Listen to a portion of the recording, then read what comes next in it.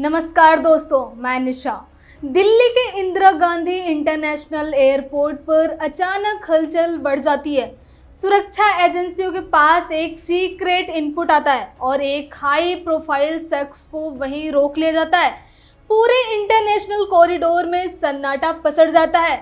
दोस्तों, कूटनीति के गलियारों में हड़कंप मच जाता है कि आखिर ये क्या हो गया। भारत के सरजमी पर पैर रखते हुए ही पड़ोसी देश के सबसे खास राजनीतिकार को आखिर क्यों कई घंटों तक रोककर पूछताछ झेलनी पड़ती है। ये कोई मामूली वाकया नहीं है, बल्कि दो देशों के बीच पर्दे के पीछे चल रहे एक बहुत बड़े महासंग्राम की शुरुआत है। दोस्तों, आज कूटनीति की बिसात पर एक ऐसा खेल खेला जा रहा है जिसे समझना हर एक भारतीय के लिए बेहद जरूरी है। दोस्तों, आखिर बांग्लादेश के प्रधानमंत्री के सबसे खास सलाहकार को भारत के अंदर रोककर हमारी सुरक्षा एजेंसियों ने ऐसा क्या ट्रीटमेंट दे दिया कि वो दिल्ली से ही उल्टे पैर तुरंत ढाका भाग खड़ा हुआ। आखिर भारत के दिल यानी दिल्ली में क्या करने आ रहा था बांग्लादेश का ये खास दूत, और क्यों मोदी सरकार इस नए नवेले प्रशासन को जरा भी भाव देने के मूड में नहीं दिख रही है। बॉर्डर पर चल रहे भयंकर तनाव के बीच अचानक बांग्लादेश ऐसी कौन सी साजिश रचने जा रहा था जिससे भारत की पूरी नॉर्थ ईस्ट सीमा खतरे में पड़ सकती थी। क्या भारत के पश्चिम बंगाल में बने ऐतिहासिक फरक्का बैराज को पूरी तरह बेअसर करने के लिए पड़ोसी देश चीन के साथ मिलकर कोई बहुत बड़ा गुप्त गेम प्लान तैयार कर रहा है? और सबसे बड़ा सवाल, दिसंबर 2026 में खत्म होने वाली ऐतिहासिक गंगा जल संधि से ठीक पहले बांग्लादेश के नए हुक्मरान चीन का दौरा क्यों करने जा रहे हैं? क्या पानी के रास्ते भारत की घेराबंदी करने की तैयारी है? दोस्तों, इस पूरे विवाद की शुरुआत होती है दिल्ली के चमचमाते IGI एयरपोर्ट से, जहां बांग्लादेश के प्रधानमंत्री तारिक रहमान के सूचना सलाहकार जाहिद उर रहमान लैंड करते हैं। वो भारत सरकार की मेजबानी में होने वाली एक बहुत बड़ी मल्टीनेशनल कॉन्फ्रेंस में हिस्सा लेने के लिए पूरे दौरे के साथ दिल्ली आते हैं। लेकिन जैसे ही वो इमिग्रेशन काउंटर पर पहुंचते हैं, भारतीय सुरक्षा अधिकारियों के कंप्यूटर स्क्रीन पर एक रेड फ्लैग चमक उठता है। उनका नाम प्रतिबंधित यात्रियों की एक खास वॉच लिस्ट में दिखाई देता है। दोस्तों, सबसे बड़ी बात यह है कि वो किसी ऑफिशियल या डिप्लोमेटिक पासपोर्ट पर नहीं, बल्कि एक साधारण गैर राजनयिक पासपोर्ट पर सफर कर रहे हैं। दोस्तों, फिर क्या था? भारतीय एजेंसियां तुरंत एक्शन में आती हैं और उन्हें VIP ट्रीटमेंट देने के बजाय वहीं रोक लेती हैं। सुरक्षा अधिकारी उनसे बेहद तीखे और कड़े सवाल पूछना शुरू करते हैं। एक एक दस्तावेज की गहराई से जांच होती है। लगभग 2.5 घंटे तक उन्हें एयरपोर्ट पर ही इंतजार करना पड़ता है। दोस्तों, यह कोई सामान्य देरी नहीं है, बल्कि एक बहुत बड़ा कूटनीतिक संदेश है। जब ढाका में बैठे उनके आकाओं को पता चलता है कि उनके इतने बड़े अधिकारी को दिल्ली एयरपोर्ट पर रोक दिया गया है, तो वहां के पावर कॉरिडोर्स में खलबली मच जाती है। काफी देर बाद जब दिल्ली में बैठे उच्च अधिकारियों का दखल होता है, तब जाकर जाहिद उर रहमान को भारत में एंट्री की क्लियरेंस मिलती है। दोस्तों, लेकिन तब तक इस बांग्लादेशी अधिकारी का ईगो पूरी तरह हर्ट हो चुका होता है। वो गुस्से से तमतमाए हुए भारत के इस ऑफर को ठुकरा देते हैं और दिल्ली शहर के अंदर कदम रखने के बजाय अगली फ्लाइट पकड़कर वापस ढाका लौट जाते हैं। दोस्तों, ढाका पहुंचते ही वो सीधे सचिवालय में एक बड़ी प्रेस ब्रीफिंग बुलाते हैं और भारत के खिलाफ जमकर जहर उगलना शुरू कर देते हैं। वो मीडिया के सामने बड़े ही आक्रामक अंदाज में कहते हैं कि वहां एक आम नागरिक के तौर पर नहीं, बल्कि बांग्लादेशी हुकूमत के नुमाइंदे के रूप में गए थे और उनके साथ जो हुआ उसका तुरंत और कड़ा विरोध करना बेहद जरूरी था। दोस्तों, जाहिद उर रहमान यही नहीं रुकते, वो भारत को सीधी चेतावनी देते हुए कहते हैं कि दिल्ली को यह बात बहुत अच्छे से समझ लेनी चाहिए कि ढाका में अब शेख हसीना की पुरानी सरकार नहीं है, बल्कि यह जनता के जनादेश वाली एक नई और संप्रभु सरकार है जो अपने राष्ट्रीय हितों से रत्ती भर भी समझौता नहीं करेगी। बांग्लादेशी प्रशासन का यह रवैया दिखाता है कि उनका नया नेतृत्व भारत के सामने झुकने को बिल्कुल भी तैयार नहीं है। दोस्तों, इस घटना के तुरंत बाद कूटनीतिक पारा 7वें आसमान पर पहुंच जाता है। सोमवार की देर रात ढाका में तैनात भारत के उप उच्चायुक्त पवन बधे को बांग्लादेशी विदेश मंत्रालय द्वारा अचानक तलब किया जाता है। दोस्तों, बेहद तल्ख माहौल में उन्हें कड़ा विरोध पत्र थमाया जाता है और इस पूरी घटना को अवांछित और दुर्भाग्यपूर्ण करार दिया जाता है। बांग्लादेश के विदेश मंत्री खलीलुर रहमान खुद सामने आकर इस पर गहरी नाराजगी जताते हैं, लेकिन भारत का विदेश मंत्रालय इस पूरे ड्रामे पर पूरी तरह से चुप्पी साधे हुए, जो ये साफ संकेत देता है कि नया भारत बिना किसी शोर शराबे के अपना काम करना और अपनी सुरक्षा सीमाओं को सुरक्षित रखना बखूबी जानता है।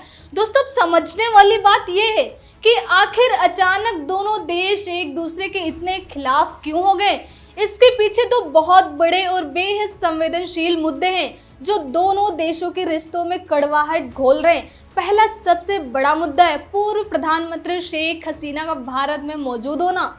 दोस्तों, साल 2024 में बांग्लादेश के अंदर हुए तख्ता पलट और भारी विरोध प्रदर्शनों के बाद शेख हसीना को अपनी जान बचाकर देश छोड़ना पड़ा था और तब से वो भारत की सुरक्षित पनाहगाह में रह रही हैं। बांग्लादेश की नई तारिक रहमान सरकार लगातार भारत पर यह दबाव बना रही है कि शेख हसीना को तुरंत उनके हवाले किया जाए ताकि उन पर ढाका में मुकदमा चलाया जा सके। लेकिन भारत अपने एक पुराने और वफादार दोस्त को इस तरह से किसी के हवाले नहीं कर सकता। भारत का यह स्टैंड नए बांग्लादेशी हुक्मरानों को बुरी तरह चुभ रहा है। दोस्तों, दूसरा सबसे बड़ा विवाद है हमारी सीमाओं पर चल रहा भारी तनाव। दोस्तों, बांग्लादेश का यह सीधा आरोप है कि भारतीय सुरक्षा बल बिना किसी तय इंटरनेशनल प्रोटोकॉल का पालन किए बिना वैध दस्तावेजों वाले प्रवासियों को जबरन सीमा पार बांग्लादेश की तरफ धकेलने यानी पुश इन करने की लगातार कोशिश कर रहे हैं। बांग्लादेशी बॉर्डर गार्ड्स का दावा है कि उन्होंने हाल के दिनों में भारतीय सीमा से सटे इलाकों में ऐसी कई कोशिशों को नाकाम किया है। सीमा पार दोनों देशों के जवान एक दूसरे के सामने आंखें तरेर कर खड़े हैं। दोस्तों, लेकिन कहानी सिर्फ इतनी ही नहीं है। असली खेल तो अब शुरू होता है जब पानी के रास्ते भारत को चारों तरफ से घेरने की एक बहुत बड़ी इंटरनेशनल साजिश की तरफ इशारा कर रहा है। बांग्लादेश की नई सरकार ने एक ऐसा कदम उठाया है जिससे आने वाले समय में पश्चिम बंगाल और पूरे उत्तर पूर्वी भारत की जल सुरक्षा पूरी तरह खतरे में पड़ सकती है। बांग्लादेश ने अब सीधे तौर पर गंगा नदी, जिसे वहां पद्मा कहा जाता है, उस पर एक बेहद विशाल और महत्वाकांक्षी बैराज बनाने का आधिकारिक ऐलान कर दिया है। दोस्तों, इस नए पद्मा बैराज की लंबाई करीब 2.1 किलोमीटर होने वाली है। इस प्रोजेक्ट की सबसे हैरान करने वाली बात यह है कि यह प्रस्तावित बैराज पश्चिम बंगाल में स्थित भारत के ऐतिहासिक फरक्का बैराज से महज 180 किलोमीटर की दूरी पर बनाया जा रहा है। दोस्तों, बांग्लादेश हमेशा से ही रोना रोता आया है कि भारत के फरक्का बैराज की वजह से उनके देश में पानी की भारी किल्लत हो जाती है और उनके इलाके सूखे की चपेट में आ जाते हैं। दोस्तों, आपकी जानकारी के लिए बता दें कि फरक्का बैराज भारत के सबसे विशाल और रणनीतिक रूप से महत्वपूर्ण नदी बांधों में से एक है, जिससे एक विशेष फीडर कैनल निकाली गई है। इस कैनल का मुख्य उद्देश्य गंगा के पानी को भागीरथी हुगली नदी में मोड़ना है ताकि कोलकाता पोर्ट को गाद और मिट्टी से बचाकर हमेशा चालू रखा जा सके। कोलकाता बंदरगाह भारत की अर्थव्यवस्था की लाइफलाइन है और फरक्का इसी लाइफलाइन की रक्षा करता है। दोस्तों, अब बांग्लादेश इसी फरक्का बैराज के ठीक आगे अपना नया पद्मा बैराज बनाने की तैयारी में है, जिसकी वाटर स्टोरेज कैपेसिटी लगभग 2900 मिलियन क्यूसेक होने वाली है। दोस्तों, ढाका की सरकार का यह दावा है कि इस विशालकाय बांध के बनने से उनके दक्षिण पश्चिमी और उत्तरी इलाकों के करीब 6.5 करोड़ लोगों को पानी के संकट से हमेशा के लिए मुक्ति मिल जाएगी। यह प्रोजेक्ट उनके लिए एक बहुत बड़ा वरदान साबित होगा। एक लीडिंग इंटरनेशनल मीडिया रिपोर्ट के मुताबिक बांग्लादेश की सरकार इस बेहद विशाल बांध को अमली जामा पहनाने के लिए करीब 39,170 करोड़ रुपए की भारी भरकम राशि अगले 7 साल के अंदर खर्च करने का प्लान बना रही है। दोस्तों, लेकिन इस पूरे प्रोजेक्ट की टाइमिंग को देखिए, जो सीधे तौर पर एक बहुत बड़े कूटनीतिक दबाव की रणनीति का हिस्सा लगती है। साल 1996 में भारत और बांग्लादेश के बीच एक ऐतिहासिक गंगा जल संधि यानी वाटर ट्रीटी हुई थी। इस समझौते के नियमों के मुताबिक जब फरक्का बांध पर पानी का कुल बहाव 70,000 क्यूसेक होता है, तो उसका ठीक आधा यानी 50% पानी बांग्लादेश को देना तय किया गया है। इसके अलावा मार्च से लेकर मई के महीनों में जब भीषण गर्मी होती है और नदियों में पानी का स्तर अपने सबसे निचले स्तर पर होता है, तब दोनों देशों को कम से कम 35,000 क्यूसेक पानी 10-10 दिन के अल्टरनेट गैप पर दिया जाता है। दोस्तों, अब सबसे बड़ा ट्विस्ट ये है कि यह ऐतिहासिक वाटर ट्रीटी इसी साल यानी दिसंबर 2026 में पूरी तरह से एक्सपायर होने जा रही है। हालांकि दोनों देश आधिकारिक तौर पर कह रहे हैं कि इस समझौते को आगे बढ़ाने के लिए बातचीत के दरवाजे खुले हैं, लेकिन बांग्लादेश जिस तरह से आक्रामक रुख अपना रहा है उससे साफ है कि वो पानी की इस लड़ाई को एक नए मुकाम पर ले जाना चाहता है। दोस्तों, बांग्लादेश का सीधा आरोप है कि भारत का फरक्का बांध उनके देश की नदियां सुखाने के लिए जिम्मेदार है। इस कड़वाहट की वजह से भारत और बांग्लादेश के बीच तीस्ता नदी समेत कई अन्य महत्वपूर्ण नदियों के पानी के बंटवारे को लेकर होने वाले समझौते सालों से ठंडे बस्ते में पड़े हुए। जल विज्ञान के एक्सपर्ट्स का साफ कहना है कि सीमा पार पानी से जुड़े जितने भी विवाद हैं वो सब समय पर पानी के सही बहाव न मिलने के इर्द गिर्द ही घूमते हैं। दोस्तों, बांग्लादेश इस नए बैराज के जरिए अपने जल संसाधनों पर पूरी तरह से एक तरफा कंट्रोल पाना चाहता है ताकि वो भारत के सामने सौदेबाजी की मेज पर मजबूत स्थिति में आ सके। दोस्तों, लेकिन जानकारों का यह भी मानना है कि इस तथाकथित बराबरी को हासिल करने के लिए बांग्लादेश को बहुत बड़ी पर्यावरणीय और आर्थिक कीमत चुकानी पड़ेगी। बांग्लादेश का 1/3 से ज्यादा हिस्सा सीधे तौर पर गंगा बेसिन पर निर्भर करता है और इस नए निर्माण से वहां के स्थानीय इकोलॉजी और नदियों का पूरा स्वरूप ही बदल सकता है, जिससे ग्राउंड वाटर लेवल और तेजी से नीचे गिर जाएगा। दोस्तों, इतना ही नहीं, सुंदरबन के विशाल मैंग्रोव जंगलों में ताजे पानी की सप्लाई पहले ही कम हो चुकी है और अगर यह बैराज बनता है तो वहां का पूरा एनवायरमेंटल बैलेंस पूरी तरह बिगड़ जाएगा। पर्यावरण वैज्ञानिकों की एक बेहद डरावनी रिपोर्ट कहती है कि अगर ग्लोबल वार्मिंग की वजह से समुद्र का जल स्तर थोड़ा भी बढ़ता है तो बांग्लादेश का लगभग 17% इलाका पूरी तरह से समुद्र के पानी में डूब जाएगा, जिससे 2 करोड़ से ज्यादा लोग रातों रात शरणार्थी बन जाएंगे। यह कोई कपोल कल्पना नहीं है, बल्कि आने वाले समय की एक बेहद कड़वी सच्चाई है। दोस्तों, लेकिन इन सब खतरों को दरकिनार करके भी बांग्लादेश की तारिक रहमान सरकार इस प्रोजेक्ट पर आगे बढ़ने के लिए अड़ी हुई है।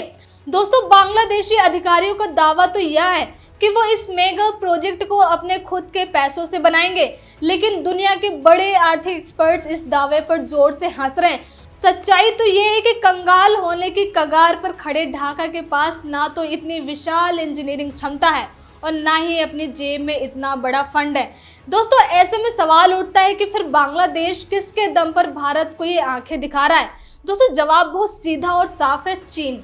ड्रैगन इस पूरे इलाके में पहले से ही घात लगाकर बैठा है और बांग्लादेश के कई बड़े इंफ्रास्ट्रक्चर प्रोजेक्ट्स में अरबों डॉलर का निवेश कर चुका है। जब बांग्लादेश के पास पैसे नहीं होंगे तो वह सीधे चीन के सामने झोली फैलाएगा और चीन तो ऐसे ही मौकों की तलाश में रहता है। चीन का इस इलाके में आना और भारत के सबसे संवेदनशील हिस्से, जिसे हम चिकन नेक या सिलीगुड़ी कॉरिडोर कहते हैं, उसके इतने करीब पहुंच जाना भारत की राष्ट्रीय सुरक्षा के लिए एक बहुत बड़ा रेड अलर्ट है। दोस्तों, सिलीगुड़ी कॉरिडोर भारत का वो संकरा हिस्सा है जो पूरे उत्तर पूर्वी राज्यों को मुख्य भारत से जोड़ता है। अगर चीन बांग्लादेश के रास्ते यहां तक अपनी पहुंच बना लेता है तो ये हमारी संप्रभुता के लिए सबसे बड़ा खतरा होगा। इंटरनेशनल अफेयर्स के एक्सपर्ट्स का यह साफ मानना है कि बांग्लादेश का नया तारिक रहमान प्रशासन जानबूझकर ऐसे कदम उठा रहा है जिससे भारत को कूटनीतिक और रणनीतिक रूप से असहज किया जा सके। दोस्तों, इसके पीछे चीन का बहुत बड़ा और बेहद खतरनाक जियोपॉलिटिक्स गेम प्लान कर रहा है। चीन पूरे दक्षिण एशिया के पानी का अल्टीमेट मैनेजर बनना चाहता है। वो पूरे एशिया की नदियों के उद्गम स्थल यानी तिब्बत पर कब्जा करके बैठा है और अब वो निचले तटीय देशों को अपने कर्ज के जाल में फंसाकर पानी के बहाव को कंट्रोल करना चाहता है। दोस्तों, चीन ने यही खतरनाक गेम प्लान दक्षिण पूर्व एशिया में मेकॉन्ग नदी पर भारी भरकम बांध बनाकर सफलतापूर्वक कर दिखाया है, जहां उसने लाओस, कंबोडिया और थाईलैंड जैसे देशों की वाटर सिक्योरिटी को अपने हाथ की कठपुतली बना लिया है। दोस्तों वही पुराना खेल वो भारत के खिलाफ हमारे पूर्वी बॉर्डर पर खेलने की कोशिश कर रहा है। दोस्तों चीन के राष्ट्रपति शी जिनपिंग ने अपनी बांग्लादेश यात्रा के दौरान एक बार बहुत ही चालाकी भरा बयान दिया था। उन्होंने कहा था कि बांग्लादेश और चीन एक ही नदी का पानी पीते हैं। यह बयान कोई भावनात्मक बयान नहीं था, बल्कि भारत को घेरने की एक सोची समझी स्ट्रेटेजी का हिस्सा था। चीन ब्रह्मपुत्र नदी पर तिब्बत के इलाके में दुनिया का सबसे बड़ा और सबसे खतरनाक हाइड्रो इलेक्ट्रिक बांध बना रहा है। दोस्तों इस बांध का सीधा और बेहद घातक असर न सिर्फ भारत के असम और अरुणाचल प्रदेश पे पड़ेगा, बल्कि निचले इलाके में बसे बांग्लादेश पर भी इसका बहुत बुरा असर होना तय है। दोस्तों लेकिन ताज्जुब की बात देखिए, बांग्लादेश की नई हुकूमत चीन के इस खतरे को देखने के बजाय भारत के खिलाफ चीन की गोदी में जाकर बैठने को बेताब है। बांग्लादेश तो यहाँ तक कह दिया है कि भारत के साथ उसके भविष्य के रिश्ते पूरी तरह से इस बात पर निर्भर करेंगे कि दिसंबर 2026 में गंगा जल संधि का क्या हश्र होता है।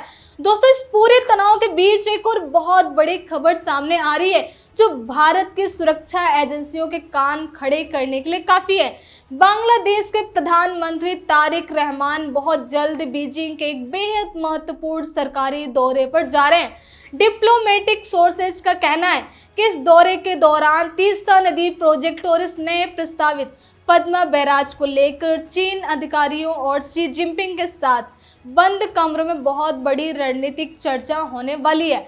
बांग्लादेश चीन से इस बांध को बनाने के लिए भारी भरकम लोन और एडवांस इंजीनियरिंग सपोर्ट की भीख मांग सकता है।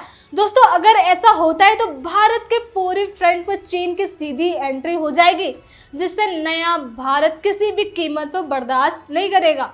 भारत की सुरक्षा एजेंसियां और हमारे नेशनल सिक्योरिटी एडवाइजर पल पल की हरकत पर पैनी नजर बनाए हुए हैं। दिल्ली एयरपोर्ट पर बांग्लादेशी दूत को रोका जाना महज एक इत्तेफाक नहीं था, बल्कि वो नए भारत का एक ऐसा कड़ा संदेश था कि अगर आप हमारे खिलाफ किसी भी विदेशी ताकत के साथ मिलकर साजिश रचेंगे तो आपको उसकी कीमत चुकानी ही पड़ेगी।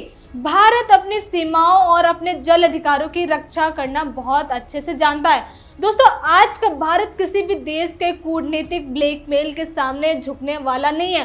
दोस्तों आपको क्या लगता है कि भारत को दिसंबर 2026 में होने वाली गंगा जल संधि को बांग्लादेश के इस अड़ियल रवैये के बाद भी आगे बढ़ाना चाहिए, या फिर पानी की सप्लाई पर कड़े प्रतिबंध लगाकर पड़ोसी देश को उसकी असली हैसियत याद दिलानी चाहिए?